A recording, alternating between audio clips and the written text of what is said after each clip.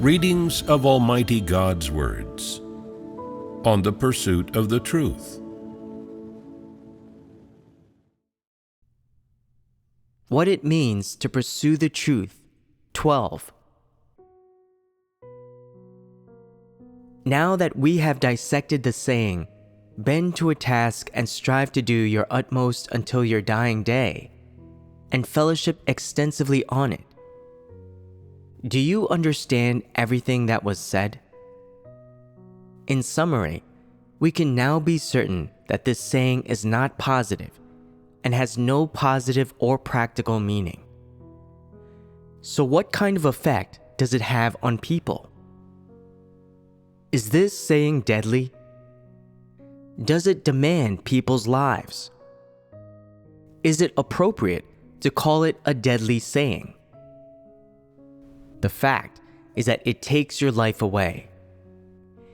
It uses nice-sounding words to make you feel how great and glorious it is to be able to spend your life bending to a task and striving to do your utmost until your dying day, and what a big-hearted person that makes you. Having such a big heart means you no longer have room for thoughts of firewood, rice, oil, salt, soy sauce, vinegar, tea, and other such trappings of domesticity, let alone taking care of your wife and children, or longing for a warm bed. How can it be okay for a big-hearted person to do without a few special things? Is it too mundane for you to only have room in your heart for things like firewood, rice, oil, salt, soy sauce, vinegar, and tea? You must make room in there for things that the average person cannot, such as the nation, the great enterprises of your native land, the destiny of humankind, and so on. This is when heaven is about to confer great responsibility on a person. Once people get this kind of idea, they will aspire even more to bend to the task and strive to do their utmost until their dying day, using this saying about moral conduct to constantly spur themselves on and thinking, I must bend to the task of serving the destiny of my native land and humankind, and strive to do my utmost until my dying day. This is my lifelong endeavor and aspiration. But it turns out that they are not able to shoulder the great cause of their native land and nation, and become so tired that they vomit blood. Bending to the task and striving to do their utmost ultimately causes their death.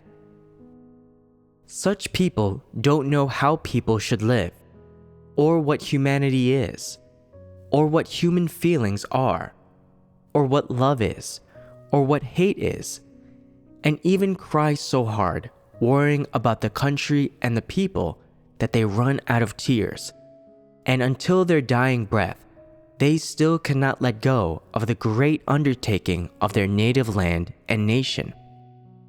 Is bend to a task and strive to do your utmost until your dying day a deadly saying that demands people's lives? Don't such people die a pitiful death? Even at the point of death, such people refuse to abandon their hollow thoughts and ideals, and in the end, they die with grievances and hatred inside them. Why do I say that they die with grievances and hatred inside them? Because they can't let go of the nation, their native land, the fate of humankind, and the mission entrusted to them by the rulers. They think, alas, my life is too short. If only I could live a few thousand years more, I would see where the future of humankind is headed. They spend their lifetime holding everything under heaven in their hearts, and in the end, they still can't let go of it. Even at the point of death, they don't know what their own identity is, or what they should or shouldn't do. The fact is that they are ordinary people, and ought to lead the lives of ordinary people, but they have accepted the deception of Satan and the poison of traditional culture and regard themselves as the world's saviors. Is that not pitiful? It is pitiful in the extreme. Tell me, if Chu Yuan hadn't been influenced by this traditional idea of the greater righteousness of the nation, would he have committed suicide by throwing himself into a river? Would he have taken such extreme action by ending his own life? He most certainly would not have. He was a victim of traditional culture, who rashly ended his life before he had lived it to the end. If he had not been influenced by these things, and hadn't worried about the country and the people, and had instead focused on living his own life, would he have been able to reach old age and die naturally? Could he have died a normal death? If he hadn't aspired to bend to a task and strive to do his utmost until his dying day, could he have been happier, freer, and more at peace in life? That is why bend to a task and strive to do your utmost until your dying day is a deadly saying that demands people's lives. Once a person is infected with this kind of thinking, they start spending all day agonizing over the country and the people and end up worrying themselves to death, without, however, being able to change the current state of affairs. Is their life not robbed by this idea and view of bending to a task and striving to do their utmost until their dying day? Such ideas and views are indeed deadly and demand people's lives. Why do I say that? Who can make room in their heart for the fate of a country or nation? Who can shoulder such a burden? Is this not overestimating one's abilities? Why do people tend to overestimate their abilities? Do some people bring it all upon themselves? Is it that they are willing to do this on their own initiative? The fact is that they are victims. But of what? The ideas and views that Satan instills in people. That's right. They are victims of Satan. Satan instills these ideas in people, telling them that you must hold everything under heaven in your hearts, keep the populace in your hearts, worry about the country and the people, be a knight errant, a righteous person who robs the rich to help the poor, and contribute to the destiny of humankind, bending to the task and striving to do your utmost until your dying day, rather than leading an unremarkable life. Why fulfill family and social responsibilities? It's not worth mentioning those things. The people who do them are just like ants. You are not an ant, and neither should you be a sparrow. Rather, you should be an eagle and must spread your wings and soar and have great aspirations. Such incitement and instigation confuses people into thinking, that's exactly right. I can't be a sparrow. I must be an eagle soaring high. However, they cannot fly high, no matter how hard they try, and finally they drop down dead from exhaustion, having ruined themselves of their own making. The fact is that you are nothing. You are not a sparrow, nor are you an eagle. So what are you? A created being. That's right. You are an ordinary person, an ordinary created being. It's okay to skip one of your 3 meals a day, but it's not okay to go without eating for days on end. You will get old. You will get sick. You will die. You are just an ordinary person. People with a bit of talent and ability can become overwhelmingly arrogant, and after being encouraged, enticed, egged on, and deluded in this way by Satan, they are confused into actually thinking that they are the saviors of the world. They waltz in and sit at the savior's place, and bend to the task of serving the country and the nation, and strive to do their utmost until their dying day. And they think nothing of humankind's mission, responsibilities, obligations, or life, which is the most precious thing that God bestows on people. Consequently, they feel that life is not important or precious, that the cause of their native land is the most precious thing, that they must hold everything under heaven in their heart, and worry about the country and the people, that by doing so, they will have the most precious of characters and the noblest of morals, and that all people should live like this.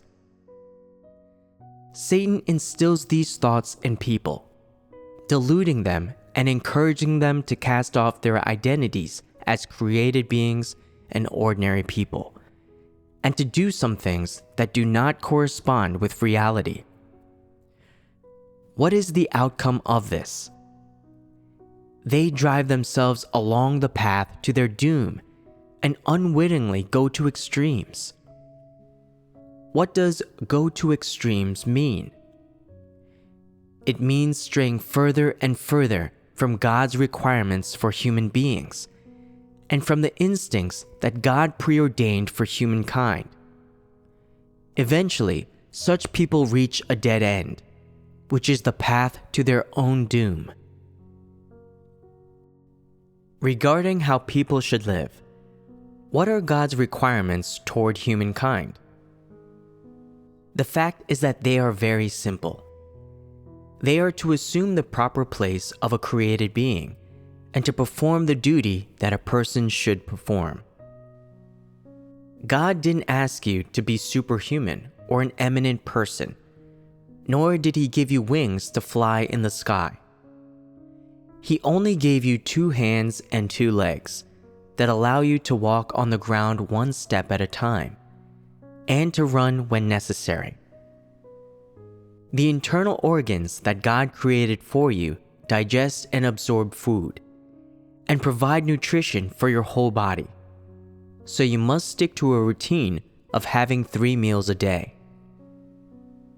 God has given you free will, the intellect of normal humanity, and the conscience and sense that a human being should possess. If you use these things well and correctly, follow the laws for survival of the physical body, properly look after your health, steadfastly do what God asks of you, and achieve what God requires you to achieve, then that is enough, and it is also very simple. Has God asked you to bend to the task and strive to do your utmost until your dying day? Has He asked you to torment yourself? God does not require such things. People should not torment themselves, but should have some common sense and properly cater to the body's various needs. Drink water when you are thirsty. Supplement your diet when hungry. Rest when tired. Exercise after sitting down for a long time. Go to the doctor when you are sick. Stick to your 3 meals a day and maintain the life of normal humanity. Of course, you should also keep up your normal duties. If your duties involve some specialist knowledge that you don't understand, you should go study and practice it. This is normal life. The various principles of practice that God puts forward for people are all things that the intellect of normal humanity can grasp, things that people can understand and accept, and which do not exceed the scope of normal humanity in the slightest. They are all within human scope of attainment, and in no way overstep the bounds of what is proper. God does not require people to be superhuman or eminent people, whereas sayings about moral conduct compel people to aspire to be superhuman or eminent people. Not only must they take on the great cause of their country and nation, but they are also required to bend to the task and strive to do their utmost until their dying day. This compels them to give up their lives, which runs completely counter to God's requirements. What is God's attitude toward people's lives? God keeps people safe in every situation and guards them from falling into temptation and other dangerous predicaments, and protects their lives. What is God's aim in doing this? It is to make people lead good lives. What is the purpose of making people lead good lives? He does not compel you to be superhuman, nor to hold everything under heaven in your heart, nor to worry about the country and the people, and much less to take his place in ruling over all things, orchestrating all things, and ruling over humankind. Rather, he requires you to assume the proper place of a created being, to fulfill the duties of a created being, to perform the duties that people should perform, and to do what people should do. There are many things which you should do, and they do not include ruling over the destiny of humankind, holding everything under heaven in your heart, or holding humankind, your native land, the church, God's will, or his great undertaking of saving humankind in your heart. These things are not included. So what do the things that you should do include? They include the commission that God entrusts to you, the duties God gives you, and every requirement that God's house places on you in every period. Is this not simple? Is it not easy to do? It is very simple and easy to do.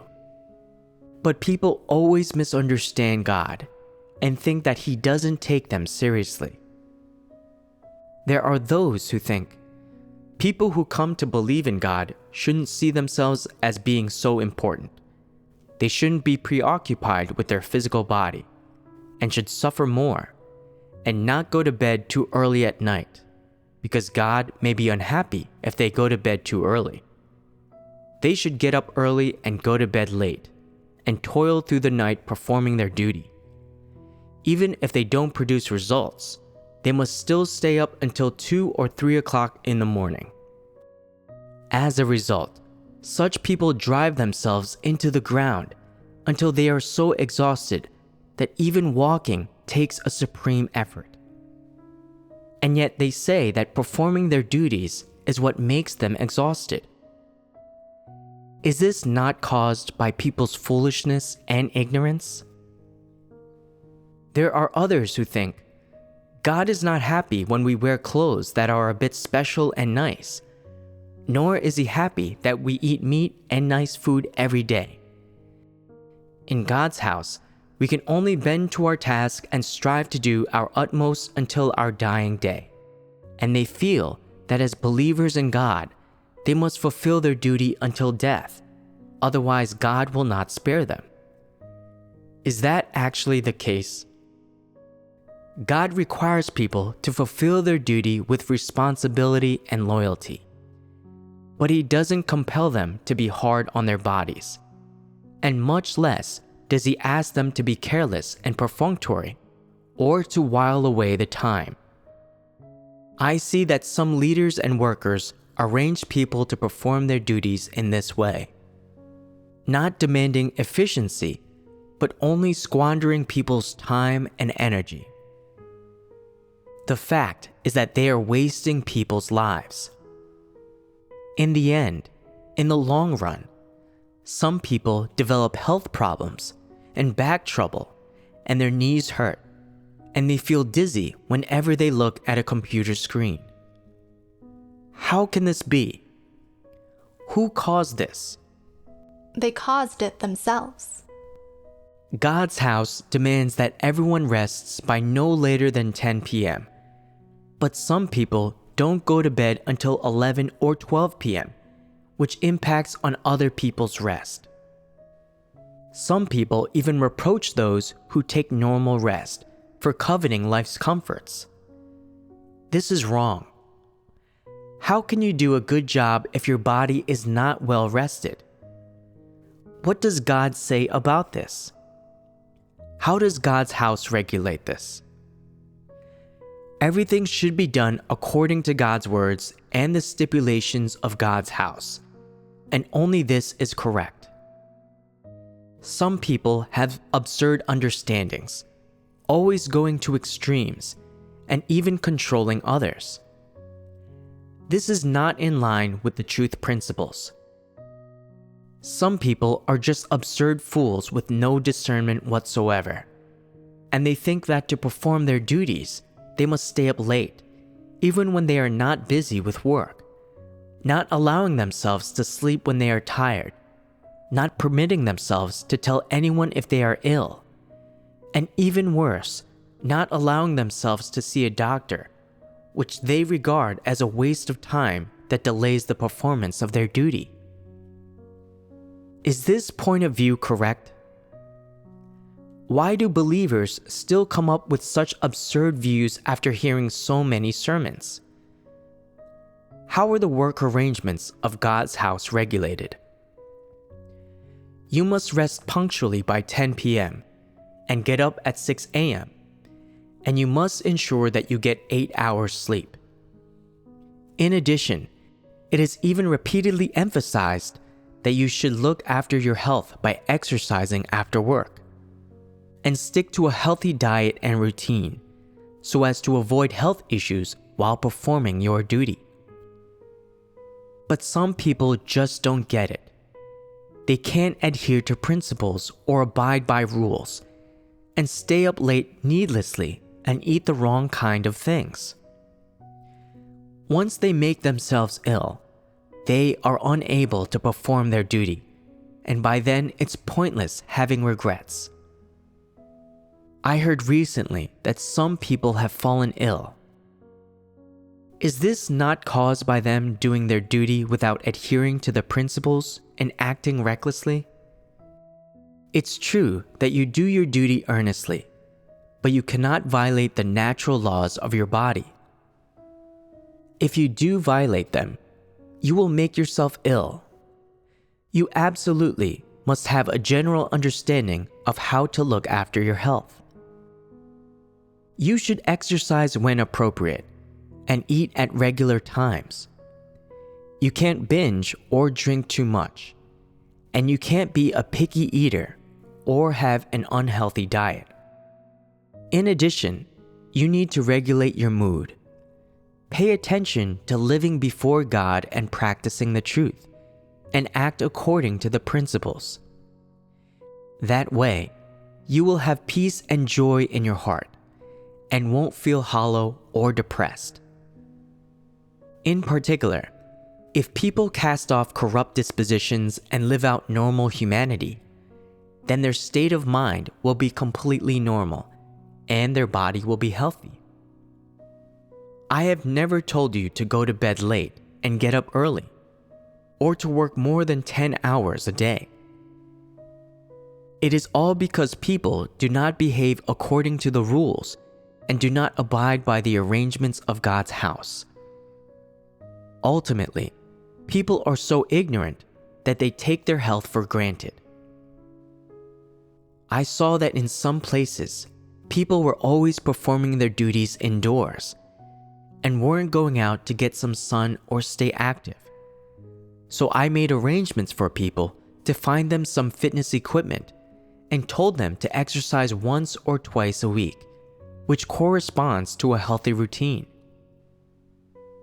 People who don't do proper exercise will naturally become ill, and this also affects their normal lives. Once I make such arrangements, do I need to check up on who is exercising and how frequently? I don't need to.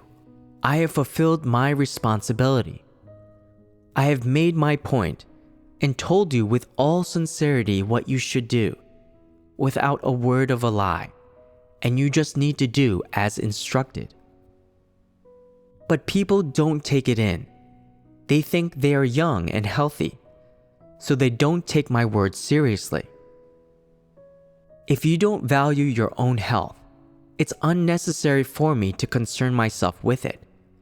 Just don't blame others when you fall ill. People don't pay attention to doing exercise. One aspect is because they have some wrong ideas and views. The other is that they also have a fatal problem, which is laziness. If people have a minor physical ailment, all they need do is pay attention to looking after their health and be more active. But some people would rather go and get an injection or take medication once they fall ill than do exercise and look after their health. This is caused by laziness. People are lazy and unwilling to exercise, so there is no point saying anything to them. In the end, they can't blame others when they fall ill. They know deep down what the real reason is. Everyone should do a normal amount of exercise every day. Every day, I have to do at least 1 or 2 hours walking and some necessary exercises. This helps not only to strengthen my constitution, but also to prevent illness and make me feel better physically. Exercise is not just only about preventing illness, it is also a normal physical need. In this matter, God's requirement for human beings is that they have a modicum of insight. Don't be ignorant, and don't be hard on your body, but follow its natural laws. Don't abuse your flesh, but don't be overly preoccupied by it either. Is this principle easy to grasp? It's actually very easy to grasp.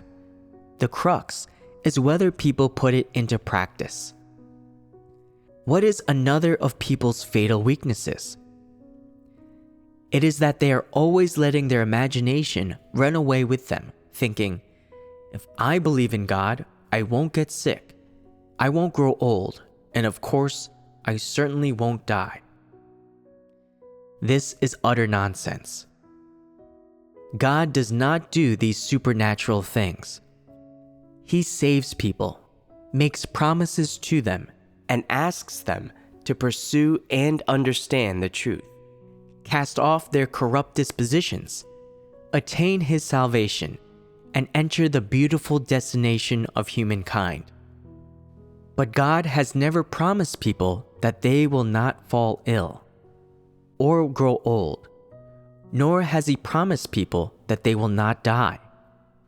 And of course, God has certainly not placed any requirement on people that they should bend themselves to a task and strive to do their utmost until their dying day.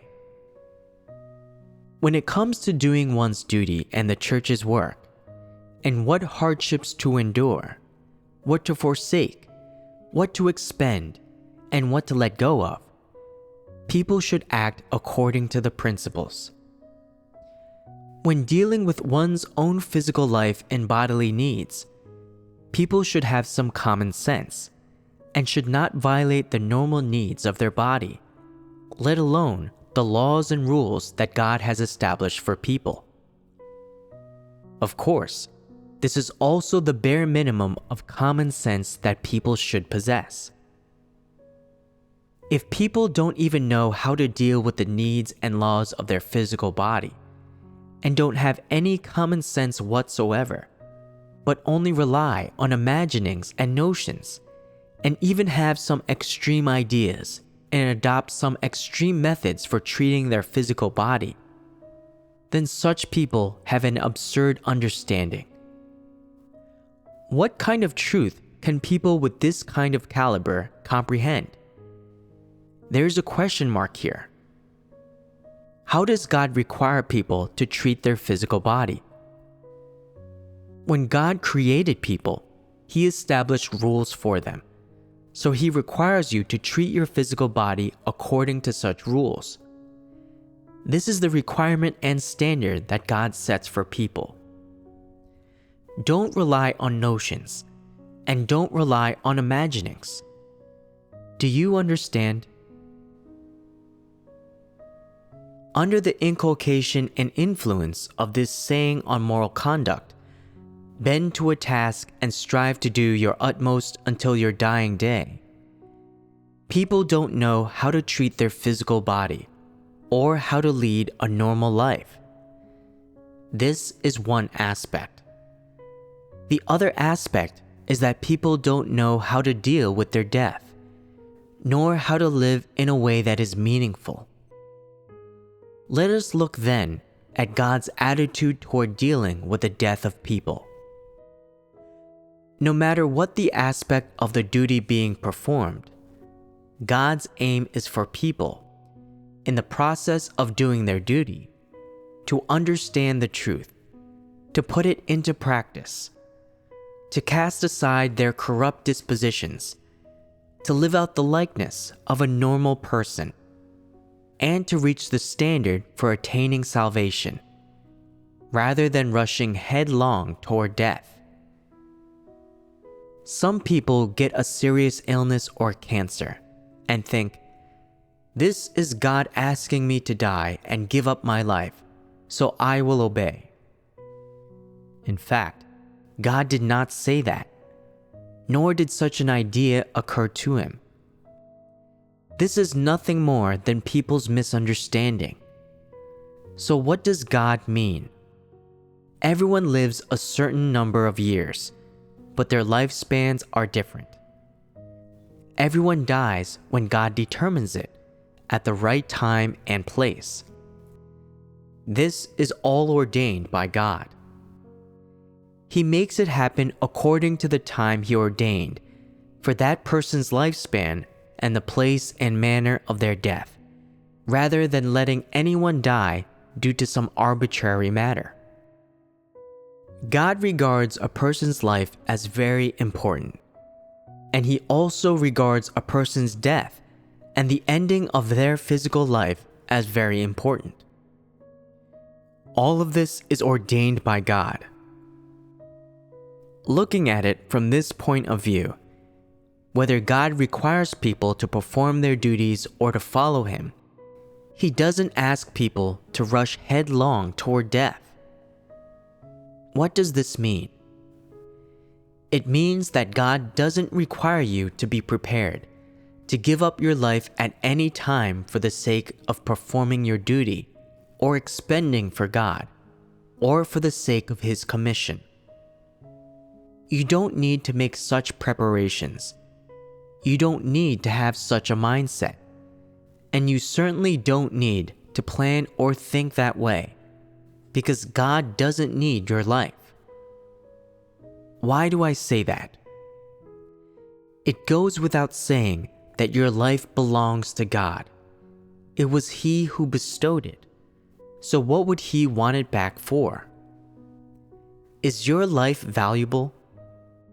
From God's perspective, it is not a question of whether or not it is valuable, but only what role you play in God's management plan. As far as your life is concerned, if God wanted to take it away, He could do it at any time, at any place, and at any minute. Therefore, any person's life is important to themselves, and is important to their duties, obligations, and responsibilities, and also to God's commission. Of course, it is also important to their role in God's overall management plan. Although it is important, God doesn't need to take your life away. Why? When your life is taken away, you become a dead person and have no further use. Only when you are alive, living among the human race that God rules over, can you play the role that you are meant to play in this life, and fulfill the responsibilities and obligations that you are meant to fulfill, and the duties that God requires you to perform in this life. Only when you exist in this form can your life have value and realize its value. So do not casually utter such phrases as dying for God or giving up my life for God's work, and don't repeat them, or keep them in your mind or deep in your heart. It is unnecessary. When a person constantly wants to die for God and to offer themselves and give up their life for their duty, this is the most contemptible, unworthy, and despicable thing. Why? If your life is over and you no longer live in this fleshly form, how can you fulfill your duty as a created being? If everyone is dead, who will be left for God to save through His work? If there are no human beings who need saving, how will God's management plan be carried out? Would God's work of saving humankind still exist? Could it still continue? Looking at it from these aspects, is it not an important matter for people to take good care of their bodies and lead healthy lives? Is this not worth it? It most certainly is worth it, and people should do this. As for those stupid people who casually say, if the worst came to the worst, I'd die for God, and who can carelessly make light of dying and give up their lives and abuse their bodies, what kind of people are these? Are they disobedient people? These are the most disobedient people and should be despised and scorned. When someone is able to casually say that they would die for God, it could be said that they casually think about ending their own life, giving up their duty, giving up the commission that God has entrusted to them, and preventing God's words from being fulfilled in them. Is this not a foolish way of doing things? You may casually and readily give up your life and say that you want to offer it to God. But does God need you to offer it? Your life itself belongs to God, and God can take it away at any time. So what use is there in offering it to Him? If you don't offer it, but God needs it, will He ask you nicely for it? Will He need to talk it over with you? No, He won't. But what would God want your life for? Once God takes your life back, you will no longer be able to perform your duty, and a person will be missing from God's management plan.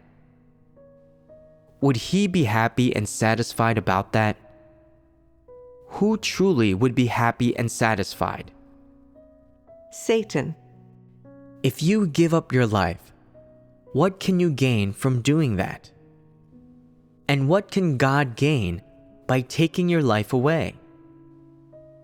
If you miss the opportunity to be saved, is it a gain or a loss for God? For God, it is not a gain, but a loss. God allows you, as a created being, to have the life and assume the place of a created being in order to perform the duty of a created being.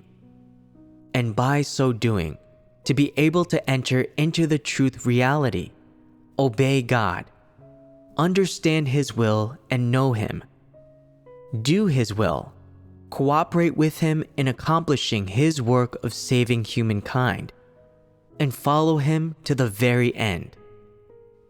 This is righteousness, and this is the value and meaning of your life's existence.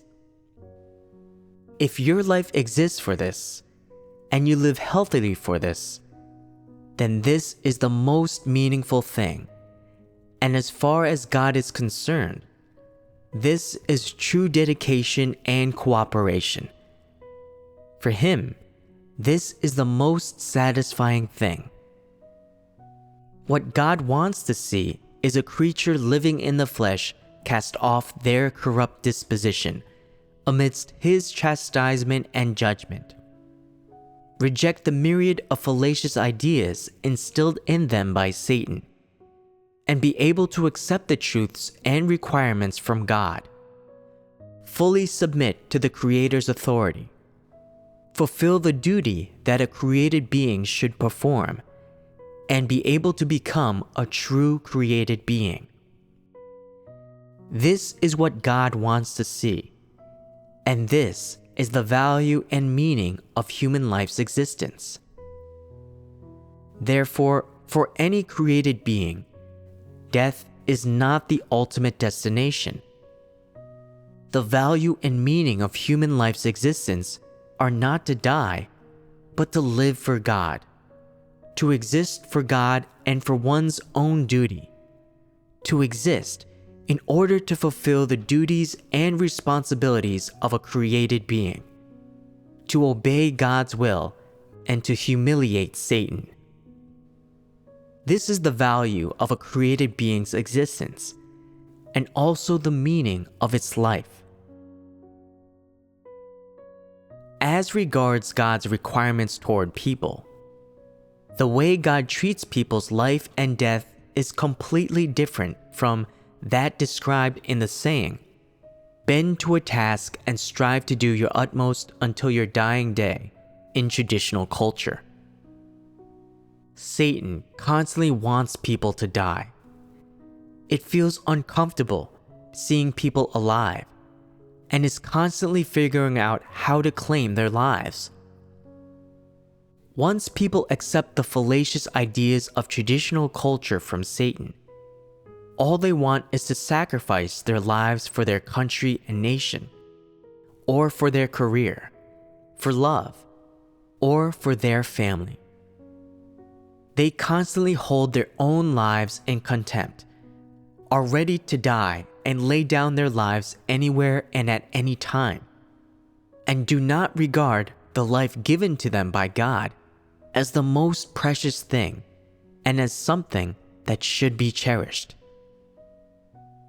Unable to fulfill their duties and obligations during their lifetime, while they still possess the life that God has given them, they instead accept Satan's fallacies and nonsense, ever intent on bending to their task and striving to do their utmost until their dying day, and readying themselves to die for God at any time. The fact is that if you really do die, then you do it not for God, but for Satan, and you will not be remembered by God. Because only the living can glorify God and bear witness to Him, and only the living can assume the proper place of created beings and fulfill their duties, and thereby leave behind no regrets, and be able to humiliate Satan, and bear witness to the wondrous deeds and sovereignty of the Creator. Only the living can do these things. If you don't even have life, all of this ceases to exist. Is this not so? Therefore, by putting forward the saying on moral conduct, "Bend to a task and strive to do your utmost until your dying day," Satan is unquestionably toying with and trampling on human life. Satan does not respect human life, but instead plays games with it, making people accept ideas such as "Bend to a task and strive to do your utmost until your dying day." They live by such ideas, and don't cherish life or regard their own life as precious, so that they casually give up their life, that most precious of things which God gives to people. This is a treacherous and immoral thing. As long as the deadline God ordained for you has not been reached, you should not speak lightly of giving up your life, no matter when as long as you still have breath in you. Don't give up. Don't abandon your duty. And don't abandon God's entrustment and commission to you. Because the life of any created being exists only for the Creator, and only for His sovereignty, orchestration, and arrangements, and also only exists and realizes its value for the Creator's testimony and His work of saving humankind. You can see that God's view of human life is completely different from that of Satan. So, who truly cherishes human life? Only God, whereas people themselves do not know to cherish their own lives. Only God cherishes human life. Although human beings are not lovable or worthy of love, and are full of filth, rebelliousness, and the many kinds of absurd ideas and views instilled by Satan, and although they idolize and follow Satan, even to the point of opposing God, nevertheless, because human beings are created by God, and He bestows them with breath and life, only He cherishes human life. Only He loves people, and only He continuously cares for and cherishes humankind. God cherishes human beings, not their physical bodies, but their lives, because only human beings who have been given life by God can ultimately become created beings that truly worship Him and bear witness to Him. God has work, commissions, and expectations for people, these created beings. Therefore, God cherishes and treasures their lives. This is the truth. Do you understand? So, once people come to understand the will of God the Creator, shouldn't there be principles for how they should treat the life of their physical body and deal with the laws and needs by which it survives? What are these principles based on? They are based on God's words. What are the principles for practicing them? On the passive side, people must abandon the many kinds of fallacious views instilled in them by Satan. Expose and recognize the fallacies of Satan's views, such as the saying, "Bend to a task and strive to do your utmost until your dying day," which benumb, harm, and confine people, and abandon these views. In addition, on the active side, they must understand precisely what God the Creator's requirements are for humankind, and make God's words the foundation of everything they do. In this way, people will be able to practice correctly without deviations and truly pursue the truth. What is pursuing the truth? To view people and things, and to comport oneself in act, wholly according to God's words, with the truth as the criterion. To sum it up in these words is correct. Today, we have mainly fellowshipped about how to deal with death, as well as how to deal with life. Satan tramples on, ravages, and takes away people's lives. It confuses and benumbs people by instilling in them the wrong kinds of ideas and views, and makes people treat the most precious thing they have, their life, with contempt, thereby disrupting and destroying God's work. Tell me, if all the people in the entire world wanted to die and could do so casually, wouldn't society fall into chaos? Would it then be difficult for human beings to survive and exist? So what is God's attitude toward human life? He cherishes it. God cherishes and treasures human life. What path of practice should people gain from these words of God. During their lifetime, while they still have life and breath, which are the most precious things given by God, people should properly pursue and understand the truth and fulfill their duties as created beings according to God's requirements and principles, without leaving behind any regrets, so that one day they may assume the place of created beings and bear witness to and worship the Creator. In so doing, they will give value and meaning to their life by living not for Satan, but rather for God's sovereignty, His work, and His testimony. People's lives have value and meaning when they can testify about God's deeds and work.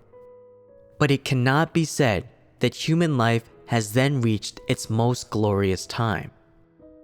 It is not quite right to say this, because that time has not yet been reached.